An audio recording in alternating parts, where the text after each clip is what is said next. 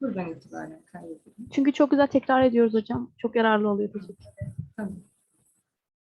Evet, we were talking about order statistics, and I was explaining finding CDF from PDF. What do you do to find the CDF from PDF? You will write the integral thing, okay? And your boundaries will be your lower bound to your random variable, okay? From A to Y here, because we're dealing with Fy and our boundaries are A and B. To find the CDF here, by the way, why are we trying to find the CDF here? We're trying to write the order statistics, and the formula of order statistics includes both CDF and PDF. So if we're given the PDF, we need to find the CDF. We're writing the integral. We're setting the boundaries from lower bound to Y values and writing our PDF, Fy. Thus, we're finding this thing. Imagine your distribution is something like that, and your boundaries are A and B. Okay, and then if you take the integral of this curve from A to any Y value, okay, what do you find? You will find the probability that Y is less than, Y equals 3, let's say.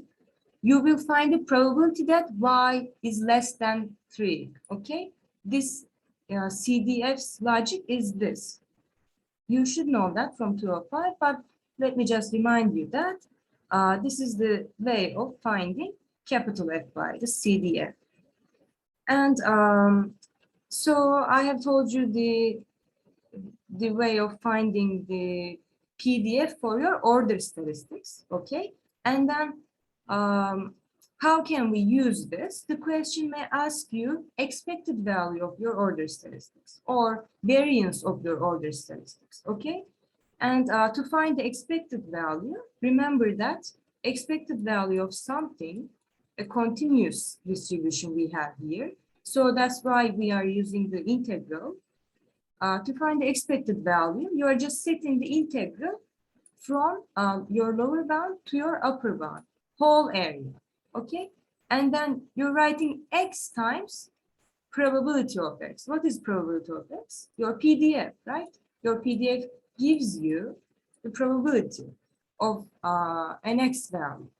So expected value formula is just this, integral from lower bound to upper bound, x times PDF of fx dx. So in order to find the expected value of your order statistics here, what are we going to do? Since we have found the PDF for our order statistics, we're just writing this instead of this fx, okay? Our distribution is now for order statistics is our G1 function, for example, that we have found here, or Gn function. Okay, and you're gonna multiply it by y or x, whatever is your random variable. And that's how you will find your expected value of your order statistics. Remember to set the boundaries right from lower to upper whole area. And to find the variance of it, again, variance formula, let's remember it. Expected value of x squared minus expected value of x squared, okay? And to find the variance, first you will find the expected value of your order statistics, then find the expected value of your squared order statistics. And I have written how you find them. Expected value of it is this, and expected value of square of it is x squared times your PDF again, okay? Don't square your PDF. It's not x times the order statistics PDF you have found your square, not like that. X squared times G1 dx, for example, okay? So that's how you will find your variance of your order statistics. And then in the later problem sets,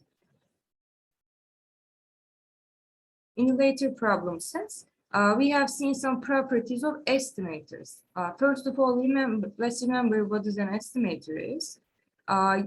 It is that you have a parameter in your distribution. For example, in a normal distribution, you have a mean, you have a variance, okay?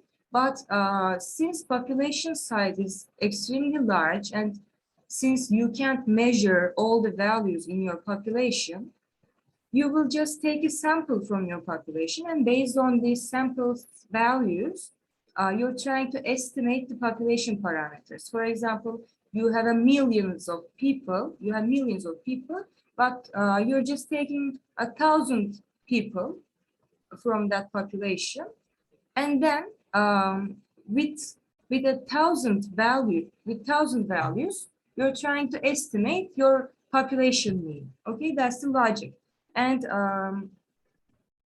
these estimators that are functions of your samples values, okay, they can be biased or unbiased, okay? Efficient or relative, one estimator is relatively efficient to another, something like that. This is about properties of estimators, okay? So the first one is unbiasedness. This is basic. Expected value of your estimator for theta should be equal to theta for this estimator to be unbiased. Okay, so the question may give you an estimator like that. Say that theta hat is equal to sample mean, okay? Summation of xi's over n. And the question may ask you to test if this estimator for theta is biased or unbiased, okay? So to do that, you will just set the expected value formula, right? What is that? Expected value formula, x times fx dx. This is expected value, right? So if you're given an estimator, you will find the expected value of it and say that, this is equal to theta, or, this is not equal to theta. So you can say it is unbiased or biased. Well, in the second part, we have this mean square error thing. This thing basically explains bias is not enough for comment on the goodness of estimator. So we also need to deal with variance, okay? So the expected value of your estimator can be exactly your parameter, but the variance may be too much, okay? Imagine like that, you have an estimator, it gives you some values like 1, 3, 4, 5, 6, okay? And the mean of it is 4, okay? Well, if your parameter is 4, I mean, this is unbiased, right? But this estimator can give you values something like that, like minus 100, 100, minus 50, 50, minus 2, minus 6, let's say, and plus 14, let's say, something like that, okay? Let's assume that these values means are 4 again, okay?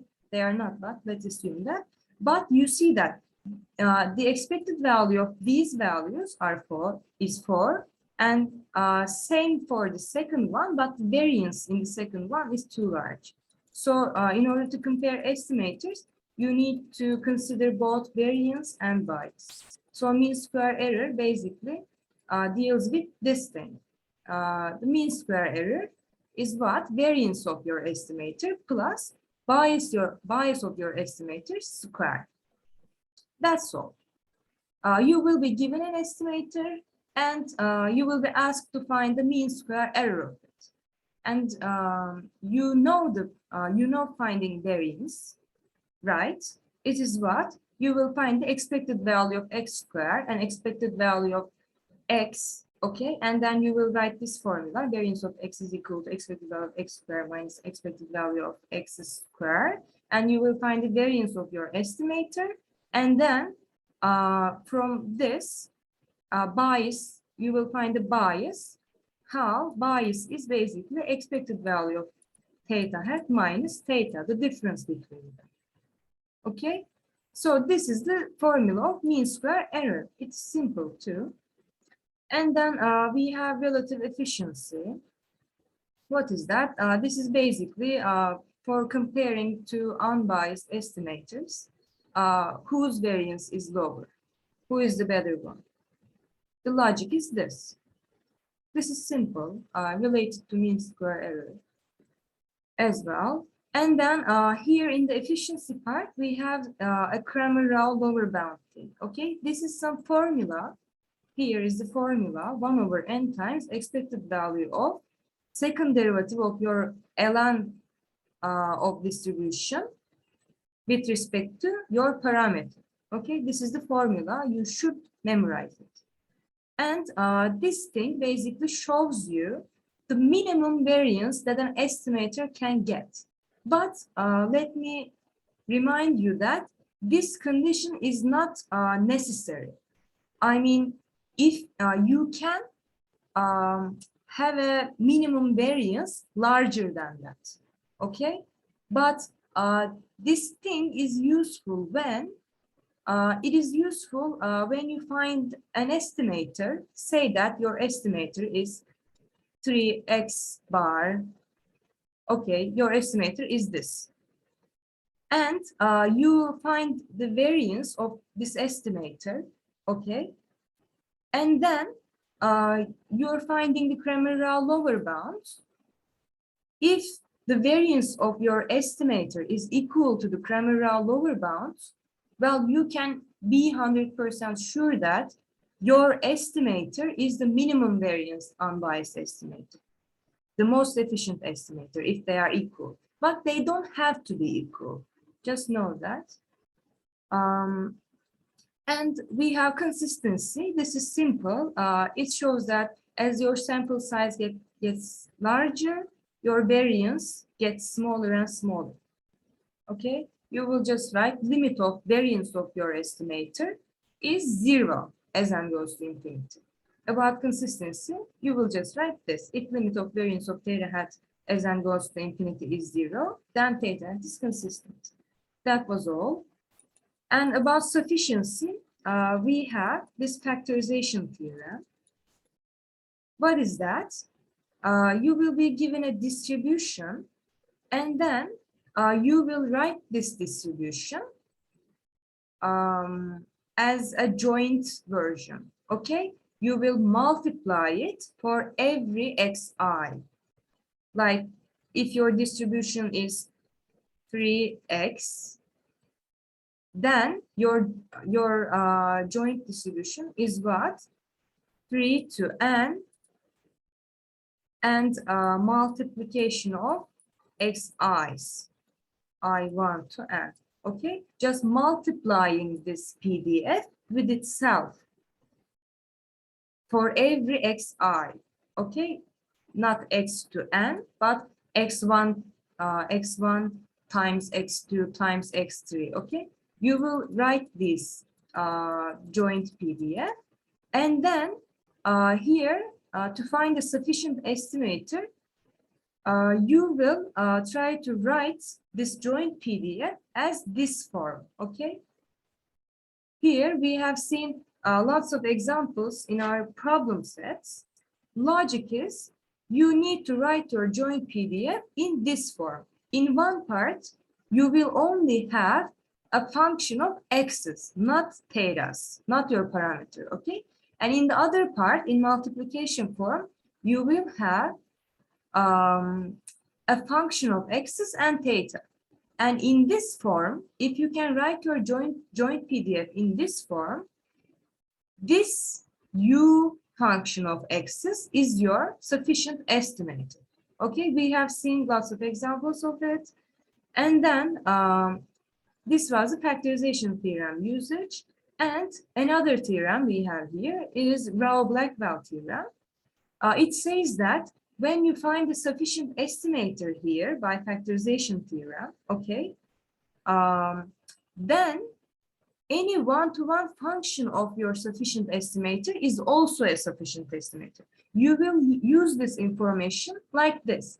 You will find a sufficient estimator by using factorization theorem, okay? Let's say you will find summation of xi's are your sufficient statistic, okay? Then when you take the expected value of this sufficient estimator, it may be biased, right? And you may turn a biased estimator into an unbiased estimator easily. Like if it gives you n times theta, you can just do what? Divide both sides by n and say that this is my unbiased estimator, okay? Now, the Rao-Blackwell theorem helps you like that. Since the summation of xi's are sufficient, so is the summation of xi's over n. Okay, this is what Rao-Blackwell theorem tells you.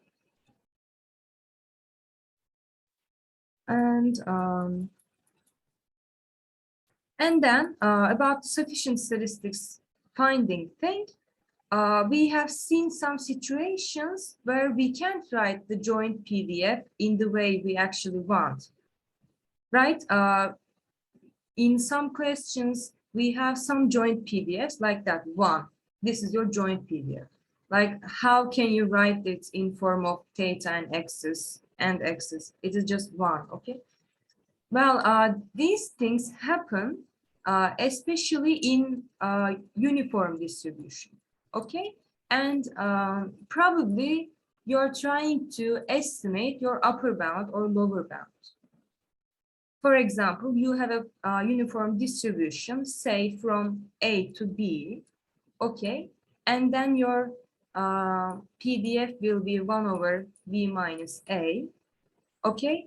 And then you will take the joint distribution of it, but you will still won't be able to find a theta in the joint PDF, okay? So you won't be able to write in this form. In those questions, you're trying to estimate B or A. Well, if A is your lower bound, then a sufficient estimator is the order statistics, minimum of order statistics. Okay, G1 is your sufficient estimator. And for B, if you are trying to estimate the upper bound, Gn is your sufficient estimator.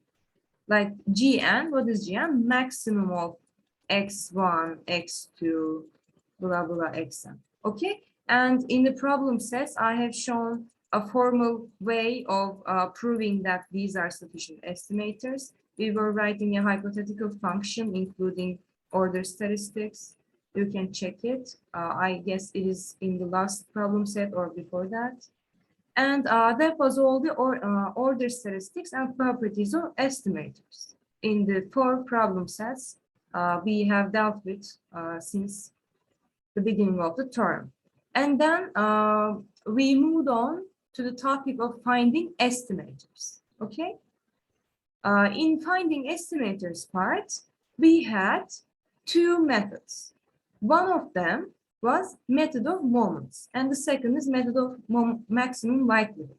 Method of moments is this. If you are trying to estimate one parameter, you will write expected value of x is equal to 1 over n summation xi's, okay?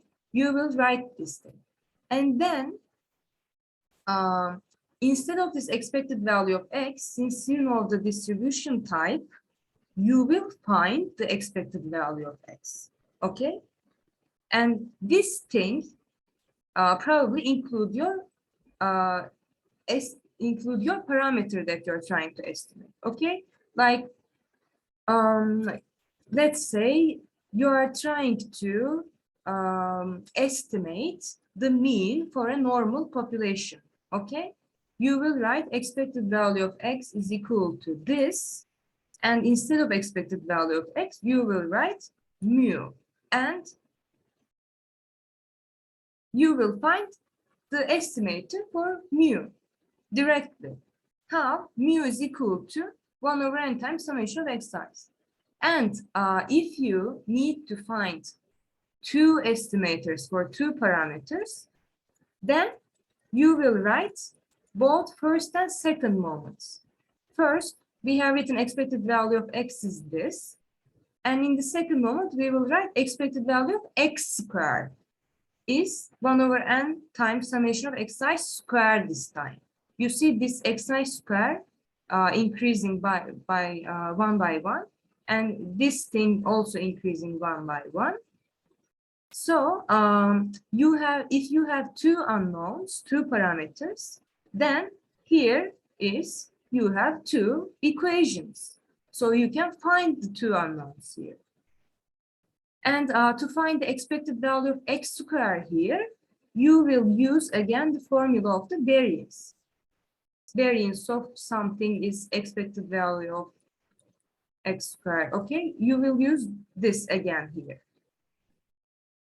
And this is the method of moments, basically.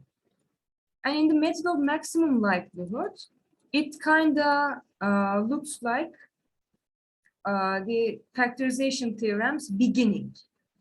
Okay, first, you will write the multiplication of your PDF for every xi. Again, you will write this thing, the thing you have done in the factorization theorem, okay?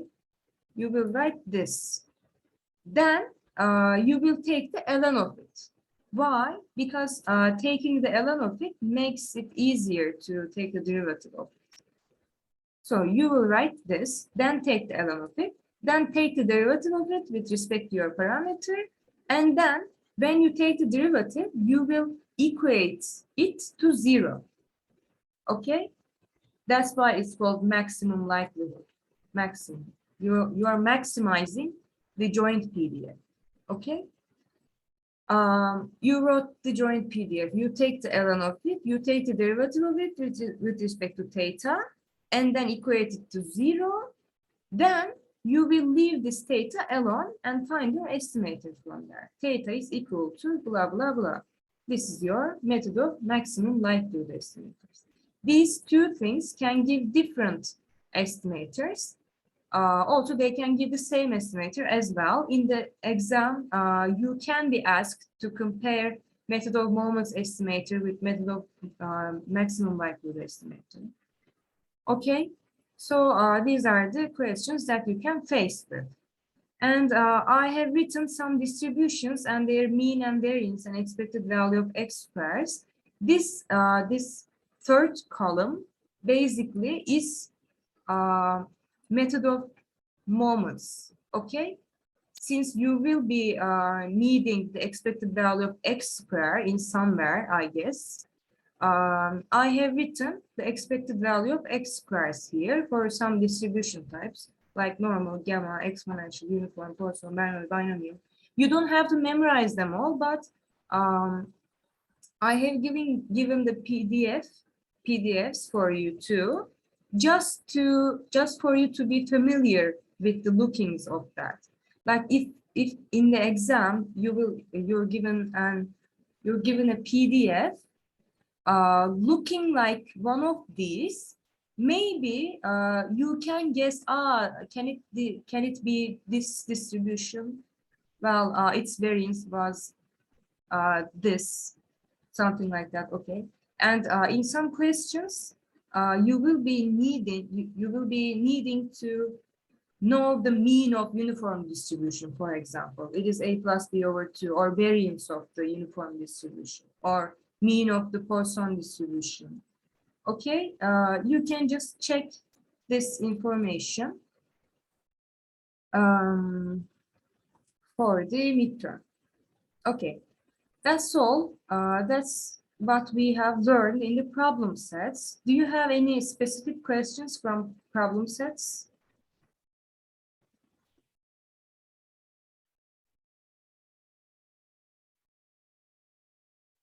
Hande? Hocam şu an tam hatırlamıyorum ama bir bakmam lazım. Tamam. Ben bir 5 dakika kapatayım. Bakalım. Sen de bakabilirsin sorularına. 5 dakikaya geliyorum. Tamam mı? Tamamdır hocam. Tamam.